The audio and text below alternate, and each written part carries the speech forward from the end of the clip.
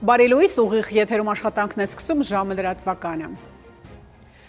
Ուղիղ 2 տարի առաջ 2023-ի սեպտեմբերի 19-ին Ադրբեջանը հարձակվեց Արցախի վրա, որն ավարտվեց Արցախի ամբողջական հայաթափմամբ։ Դրան նախորդել էր Արցախյան դաժան բլոկադան, որը տևեց շուրջ 9 ամիս։ Նշենք, որ 2023 թվականի սեպտեմբերի 19-ին Արցախի դեմ իրականացված ադրբեջանական հարձակման հետևանքով ունեցել են 244 զոհ, որից 11-ը քաղաքացիական անձինք։ Այս պահի դրությամբ 11 անձ համարվում է անհետ կորած։ Այս գործողության հետևանքով շուրջ 2 տասնյակ հայեր ադրբեջանական գերությունում են և նրանց նկատմամբ կեղծ դատավարություններ են տարվում։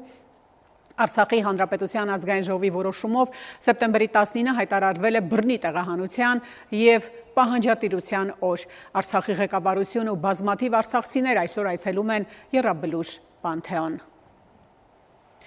Բաքուն Առավոտյան թողարկման համար նախատեսել ենք այսքանը, հետևեք լրատվությանը նաև ժամը 12-ին, կհանդիպենք թարլուրերով։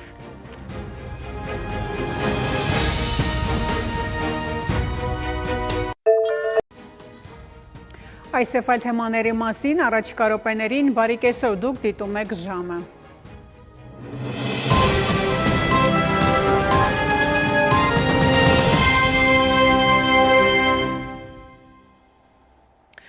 Ուղիղ 2 Այս ժամի համար այսքանը, հետևեք լրատվությանը, իսկ գեձս հրաժեշտ եմ տալիս, մնացեք խաղաղությամբ։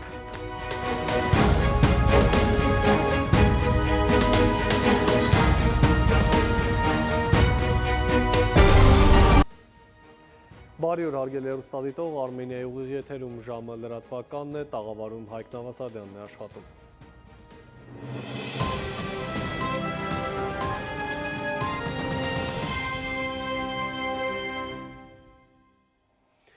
Եվ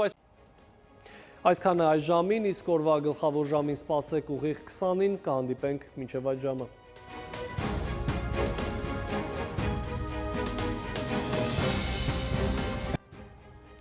Բարի երեկո, օրվա գլխավոր ժամն է կարևորի մասին, տաղավարում Հայկ Նավասարյանն է աշխատում։